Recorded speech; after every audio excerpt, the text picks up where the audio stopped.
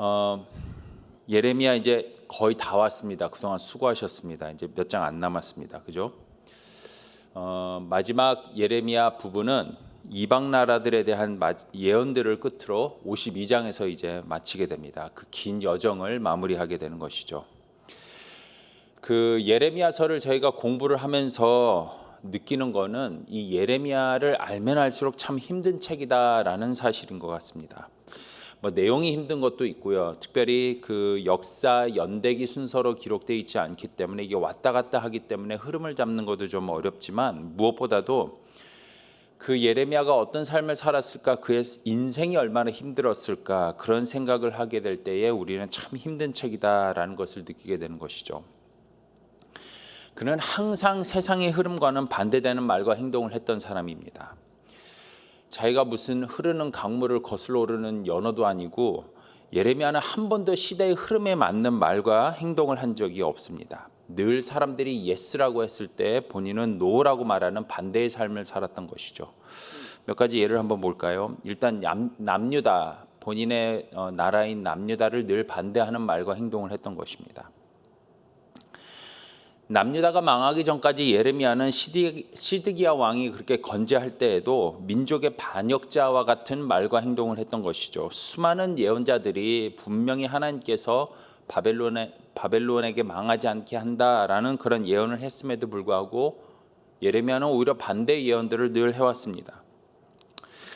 바벨론의 공격으로 큰 어려움을 겪고 있던 시드기야와 유다 사람들은 하나님의 자비와 긍휼을 구하는 기도를 해달라고 예레미야에게 간곡히 부탁을 했죠. 때로는 간곡하게 부탁도 했고 때로는 협박까지 하면서도 그에게 부탁을 했지만, 예레미야는 꿋꿋하게 그들의 부탁에 반대하는 말과 행동들만 했습니다. 하나님께서 바벨론을 선택하셨다. 그의 손에 이스라엘을 맡기셨다. 그러니 대항해서 싸우려고 하지 말고 옆에 있는 나라들과 연합해서 바벨론에게 대항하려고 하지 말고 바벨론에게 항복하고 느부갓네살 왕을 섬겨라 라는 것이 줄기차게 예레미야가 예언했던 것이고, 이 예언 때문에 그는 큰 고난을 당하고 미움을 받게 되었던 것이죠. 여러분, 그뿐입니까? 자신을 살려준 생명의 은인이 요한안을 또 반대하는 말과 행동을 했습니다. 남유다가 멸망을 하고 난 다음에 이제 이스라엘 땅은 주인이 없는 땅처럼 무질서의 시기를 맞이하게 됩니다. 바벨론에서 풀려났던 그 예레미야는 다행히도 이스라엘 땅에 남게 되는 것이죠. 그리고 바벨론이 그 땅을 다스리기 위해서 세웠던 총독인 그다랴와 함께 이스라엘의 남은 자들과 함께 살아가게 되었습니다. 자, 그런데 바벨론에게 잡혀가지 않았었던 이스마엘이 와서는 그다랴를 정말 어이없이 암살을 하게 됩니다. 그리고 예레미야를 붙잡아가게 되죠. 다행히 이 소식을 들었었던 요한안이 이스마엘을 죽이고 그에게 잡혀갔던 포로들과 예레미야를 구출하게 됩니다. 자, 그런데 요한안은 바벨론이 무서워서는 그 땅에 그냥 남아있는 게 아니라 애굽으로 도망가기를 원했습니다. 그래서 예레미야에게 축복의 기도를 하는 것이죠. 우리가 애굽으로 도망가는 것에 대해서 축복의 기도와 또 인도를 해달라. 자신을 살려준 요한안의 그 부탁에 예레미야는 어떻게 했습니까? 축복을 해줬습니까? 아니에요. 반대했습니다. 너희가 애굽으로 가면 하나님의 칼과 하나님의 심판이 애굽까지 쫓아가서는 진멸할 테니 가지 말고 이스라엘에 남아서는 바벨론을 섬겨라. 요한안이 원했던 거하고 반대되는 말과 행동을 또 했던 것이죠.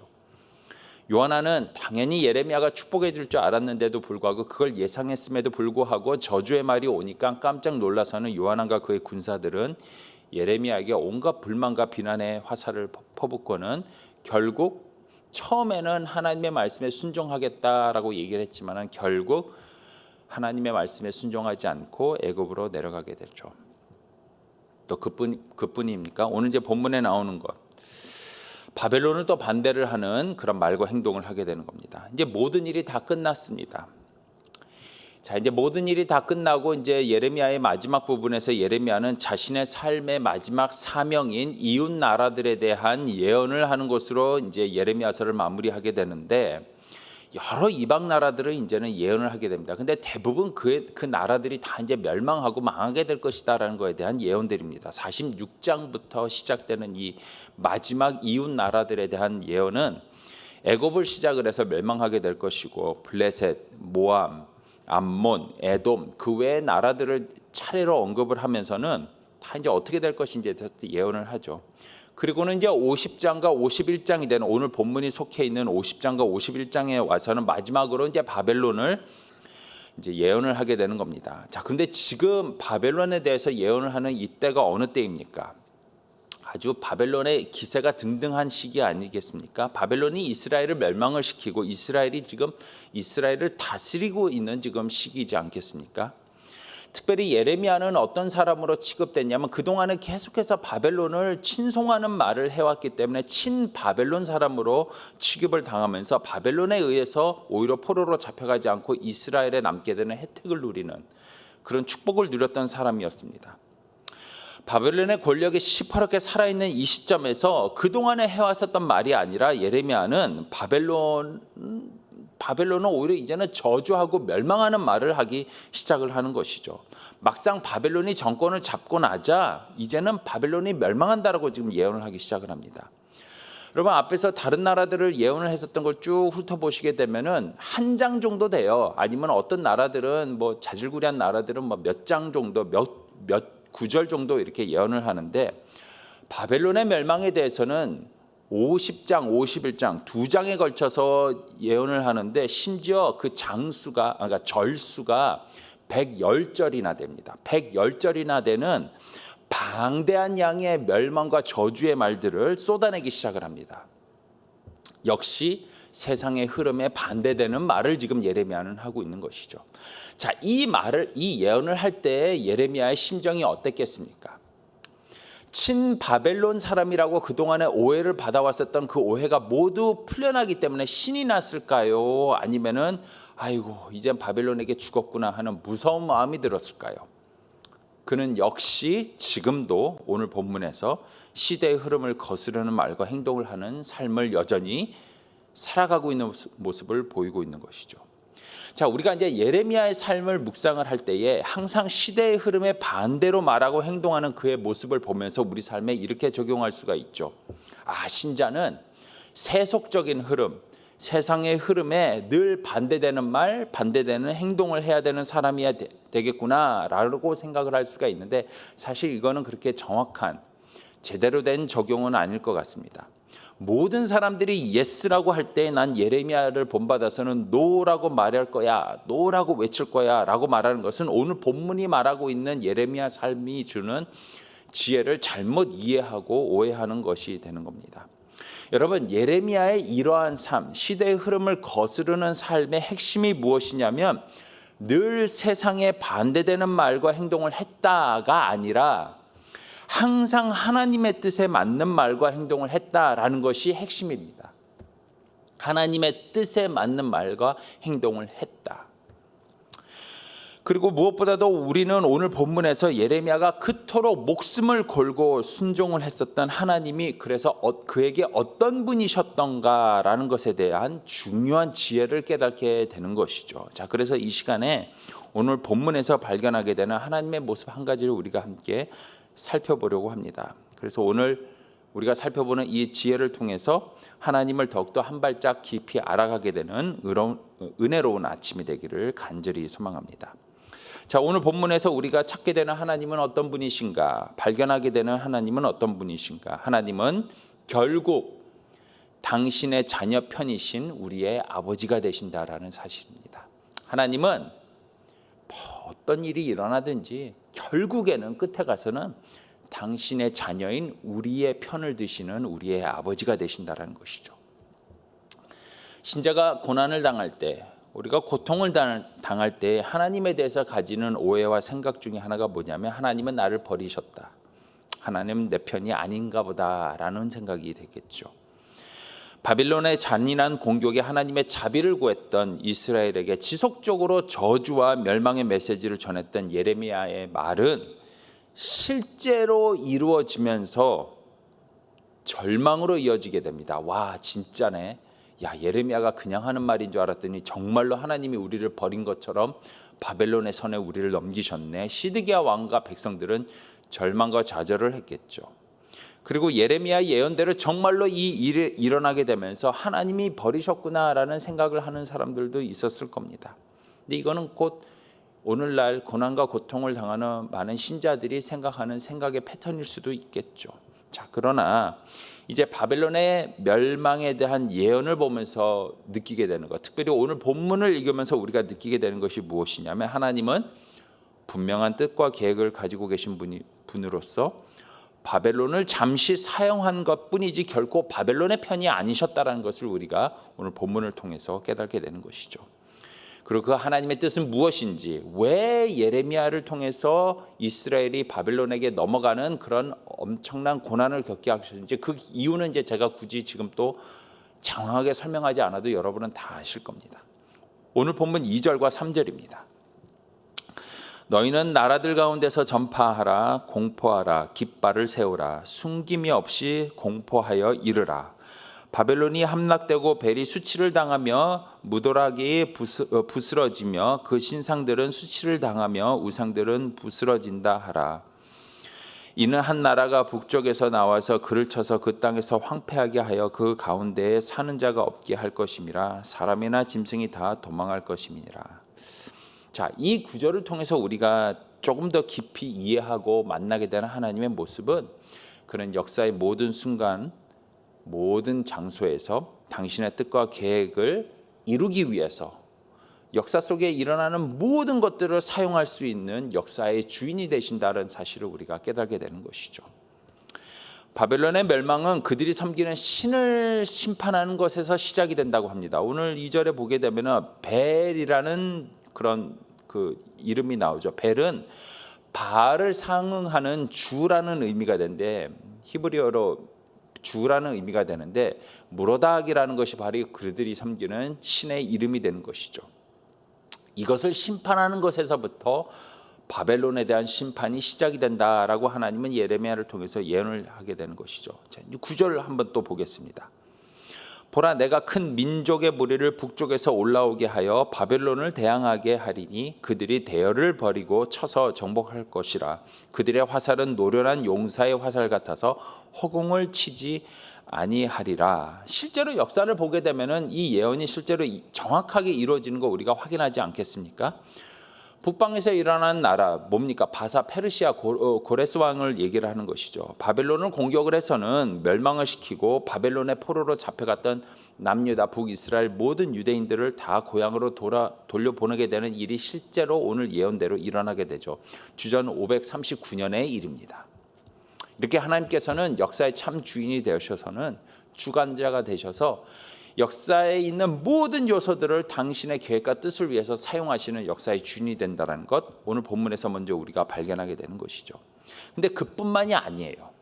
역사의 주인이 되신다라는 것만 우리가 만나게 되는 하나님의 모습이 아니라, 더 감격스럽게 우리가 오늘 본문에서 깨닫게 되는 하나님의 진짜 모습이 무엇이냐면, 그는 결국 끝까지 당신의 자녀 편이 되신다라는 사실입니다. 당신이 선택한 당신의 자녀 편을 드신다라는 거예요. 바벨론이 멸망된다라는 그 장황하고 긴 엄중한 그 저주의 메시지 속에 담겨있는 놀라운 사실이 무엇이냐면, 이스라엘의 회복과 치유에 대한 예언이 동시에 포함되어 있다라는 겁니다. 4절과 5절입니다. 여호와의 말씀이니라. 그날 그때에 이스라엘 자손이 돌아오며 유다 자손도 함께 돌아오되 그들이 울면서 그 길을 가며 그의 하나님 여호와께 구할 것이며, 그들이 그 얼굴을 시온으로 향하여 그 길을 물으며 말하기를 너희는 오라, 잊을 수 없는 영원한 언약으로 여호와와 연합하라 하리라. 자, 여러분, 성경에서 보게 되면은 같은 단어가 두 번이 반복이 되면은 그 아주 중요한 의미를 얘기하고 있는 것이죠. 거기 그 하나님께서 그 구절을 통해서 강조하시는 부분이 있다라는 거예요. 두 번 얘기. 뭐 예수님도 마찬가지. 진실로 truly 아멘 뭐 두 번 반복하는 것이죠. 4절을 보게 되면은 같은 단어가 두 번 반복되는 거 우리가 확인할 수가 있어요. 뭐죠? 그날 그때에. In those days, at that time. 그날 그때에. 내가 정한 그날 그때에 반드시 너희를 회복시키고 고향으로 돌아오게 하리라. 이게 하나님의 언약이 지금 그 안에, 이스라엘의 회복에 대한 언약이 지금 강조되고 있다는 거 우리가 확인할 수 있는 것이죠. 그리고 그 약속, 하나님의 언약이 성취되는 날 이스라엘 유다인들은 바벨론에서 포로가로 이제 풀려나게 돼서는 고향으로 돌아오게 되는데 어떤 모습으로 돌아온다라고 얘기돼 있죠. 그들이 울면서 그 길을 가며 울면서 돌아온다라고 얘기를 하고 있어요. 그러니까 왜 울면서 돌아올까요? 왜 울면서? 기뻐서요? 아니면 자신들에게 매를 댈 수밖에 없었던 지난날의 어떤 그 모습, 그리고 자신들을 잘 되라고 때릴 수밖에 없었던 아버지 되시는 하나님의 마음을 알기 때문에, 회개하는 마음 때문에, 어쨌든 간에 뭐 그럴 수도 있겠지만 그들이 울면서 돌아오는 이유를 5절에서는 이렇게 설명을 합니다. 5절입니다. 그들이 그 얼굴을 시온으로 향하여 그 길을 물으며 말하기를 너희는 오라, 잊을 수 없는 영원한 언약으로 여호와와 연합하라 하리라. 이게 뭐죠? 영원한 언약을 지키시는 하나님과 다시 연합하게 되는 것에 대한 감격에 울며 돌아오게 된다는 것이죠. 변화되는 이스라엘의 모습을 지금 얘기를 하고 있는 겁니다. 너희가 지금 고난을 당하면서 지금 포로로 그러니까 바벨론으로 붙잡혀 가고 있고 지금 고난 가운데 있으며 하나님이 너희를 버린 것과 같은 그런 느낌 속에 있다 할지라도 아니다.